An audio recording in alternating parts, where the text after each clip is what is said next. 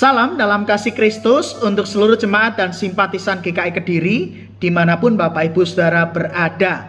Ini adalah hari baru yang Tuhan beri, maka mari menyambutnya dengan syukur dan sukacita, sembari kita membekali diri untuk memulai aktivitas hari ini.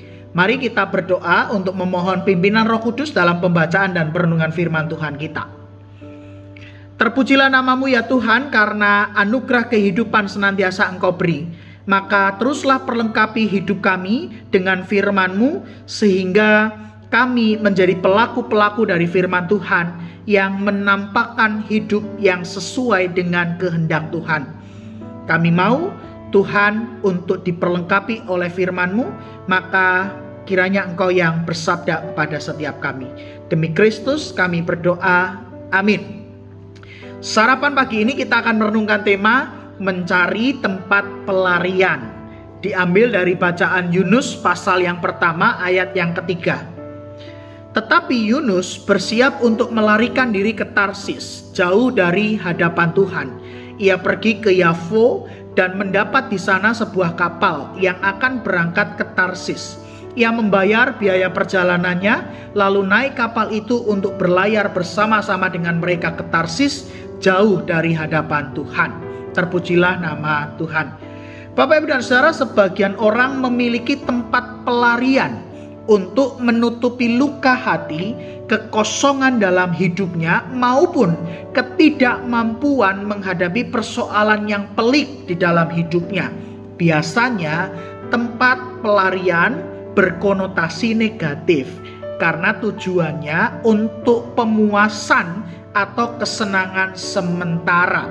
Misalnya saja, anak muda menggunakan narkoba atau pergaulan bebas sebagai tempat pelarian karena ia tidak mampu menerima kenyataan pahit hidupnya. Seorang pekerja menjadi gila kerja karena ia butuh melarikan diri dari tuntutan keluarga yang tidak mampu ditanggungnya. Atau seorang aktivis gereja menjadikan pelayanan sebagai tempat pelarian dari masalah keluarga yang tidak mampu diselesaikannya.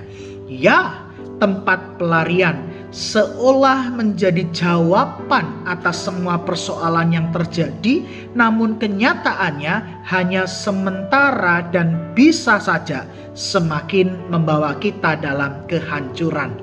Yunus yang pergi ke Tarsis, ia bukan hanya melarikan diri dari tanggung jawab dan tugas perutusan ke Niniwe yang dipercayakan Allah kepadanya. Namun kepergiannya merupakan bentuk pelarian Yunus terhadap kebencian, kemarahan dan luka hati yang dimilikinya terhadap Niniwe. Mengapa? Niniwe adalah ibu kota Asyur, bangsa yang pernah menaklukkan kerajaan Israel. Dan sebagai orang Ibrani, Yunus tentu mengharapkan kehancuran Niniwe. Namun nyatanya Allah justru menghendaki Yunus untuk menyerukan pertobatan di kota Niniwe yang secara manusiawi pasti sangat mengecewakan hati Yunus. Itulah mengapa Yunus enggan pergi ke Niniwe dan malah memilih pergi ke Tarsis sebagai tempat pelariannya. Dari kisah ini kita bisa belajar bahwa orang yang belum beres dengan dirinya, ia akan cenderung mencari tempat pelarian yang diharapkan mampu mengisi kekosongan dalam hatinya, memuaskan apa yang belum ia dapatkan, dan memberikan kelegaan, kelepasan terhadap beban hidupnya. Bagaimana dengan kita?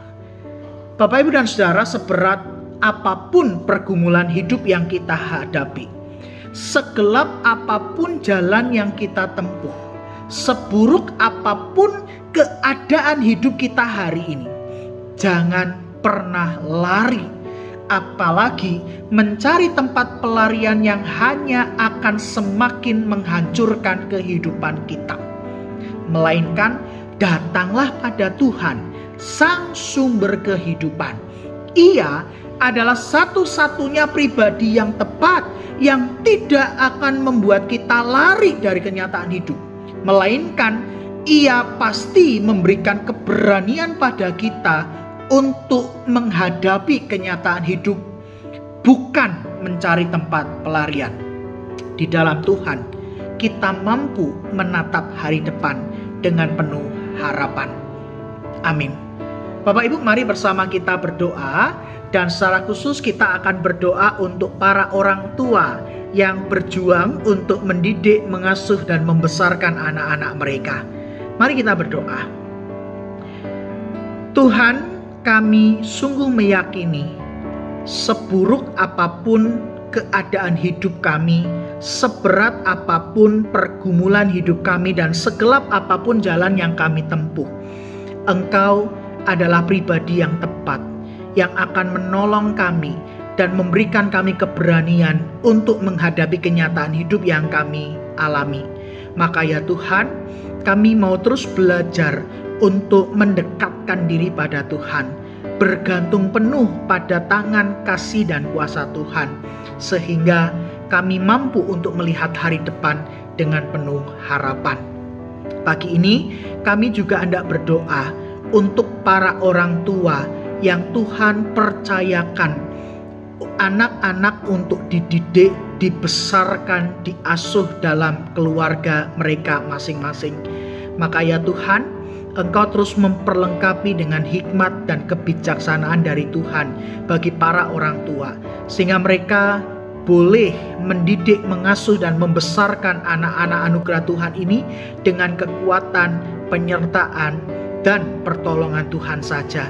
Demikian juga Tuhan akan memampukan para orang tua untuk menjadi teladan iman yang menginspirasi dan menjadi contoh bagi anak-anak mereka, sehingga para orang tua ini mampu untuk mengarahkan anak-anak dalam hidup beriman mereka kepada Kristus, dan juga sekaligus menampakkan kualitas hidup sebagai anak-anak Tuhan. Kami menyerahkannya Tuhan untuk seluruh upaya para orang tua di tengah segala pergumulan dan perjuangan mereka. Tuhan akan memberkati dan memampukan para orang tua di dalam mengambil peran dan tanggung jawab untuk mendidik, mengasuh, dan membesarkan anak-anak anugerah Tuhan. Pagi ini ya Tuhan, kami siap untuk memulai segala aktivitas hari ini. Tuhan terus perlengkapi kami, tambahkan kebijaksanaan dan hikmat-Mu, sehingga hidup kami semakin berkenan di hadapan Tuhan. Berkati usaha dan pekerjaan kami, dan berkatilah seluruh aktivitas dan kehidupan kami hari ini. Kiranya pemeliharaan, kasih, dan anugerah Tuhan senantiasa beserta dengan kami. Terpujilah nama-Mu, demi Kristus kami berdoa dan memohon. Amin. Bapak Ibu, selamat beraktivitas, tetap semangat dan tetap sukacita. Dan kiranya Tuhan senantiasa memberkati Bapak Ibu semua.